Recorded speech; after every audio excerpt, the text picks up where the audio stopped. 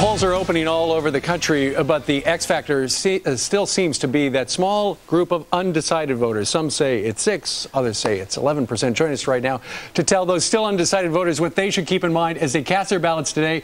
We've got screen left Bob Beckel, former campaign manager. He's run a bunch of shows. Also conservative commentator and author Ann Coulter. Good morning to both of you. Good morning. Hey. Ann, let's start with you. What's the number one thing people need to have in the front of their noggin as they go before they pull that lever today? Ooh, the number one thing, Jeremiah Wright. Really? Now, John McCain said a long time ago, I don't want that brought up. And that's why I am such a fan of John McCain's. I drafted a speech for him when he won the nomination. It was just saying Jeremiah Wright over and over again. But yeah, he rejected that. This isn't a casual friend. It's not a casual endorsement. I mean, who your friends are do tell you something about a candidate, and it is shocking. I think Obama is a radical liberal. People are not voting for McCain. They're voting against Obama, and they're voting for Sarah Palin. Right. And that's a big part of it. I mean, this racist loon screaming goddamn America and the United States of KKKA. That tells you in a nutshell what Joe the plumber can tell you in 3 sentences. Bob Beckel, you have been a bulldog out on the campaign trail. If you had, just imagine, put on your Republican hat for, okay, you don't have he one. doesn't have one. Just imagine you're a Republican. Would you have used the Jeremiah Wright key? Because so many Republicans have said, why isn't he doing it? The answer is, to be brutally frank, I would have, and because it would not be seen as, I think where McCain made his mistake, he saw it as a race problem. It was beyond a race issue. But he made that decision. Now, whether it would matter this year or not, I don't know. You know, maybe he just didn't want to go down like that. But look, undecided right now. Who's undecided in America after this race on this day, right? Those 7% you're talking about half of them aren't going to vote, number one. And the rest of them, if you're undecided in this Democratic year, your inclination has got to be questions about Obama. Right. So it will break, which I said last week, the reason this thing's tightened up is undecided have broken more towards McCain, not because of John McCain, but because his answer, that's where I agree.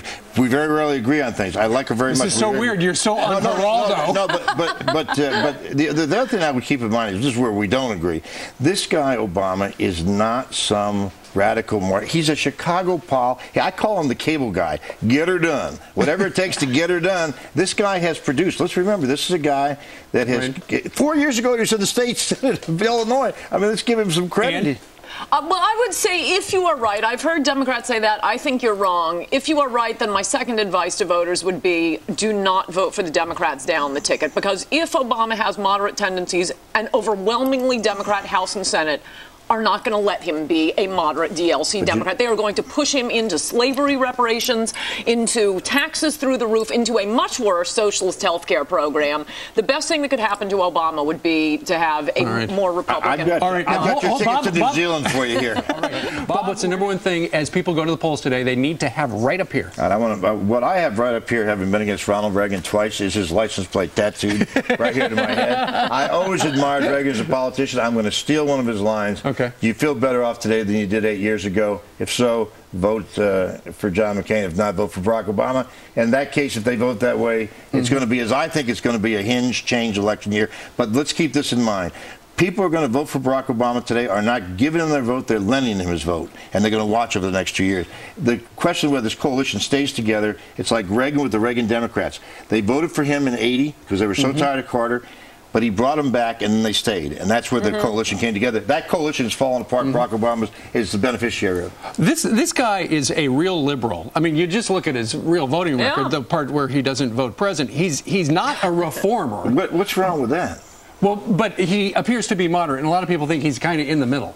Yeah, I think that's right. People do think that, and he is very liberal, and it is going to be, if he wins, a very long 4 years, and we won't have the Republicans, conservatives roaring back in 2 years because it's mostly Republicans up for election in 2 years from now. This isn't going to be like 1994. But it's a more moderate. It's not the right country it was before, because in times like this, in bad economic times, people tend to fall back on the government. That's where they want to get their safety net, and they're right to do it. That's where the defining difference between us and this.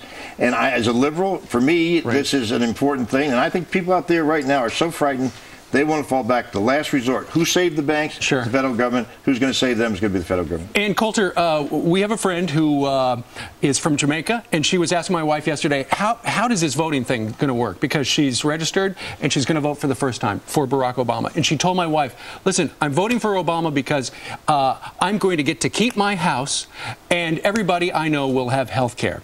You know, if that doesn't happen promptly, do you think a lot of people are going to be going, hey, wait a minute, I thought he was going to fix everything, and yet not so much? Well, that's the danger. This could be a transformative election in the sense that you will end up having more people taking from the government than people paying into the government. When that happens, all is lost. I mean, the pendulum can't swing back then. I don't know if you saw on Drudge yesterday, there was a YouTube video of a woman saying she was voting for Barack Obama because he's going to pay her mortgage and pay for her gas.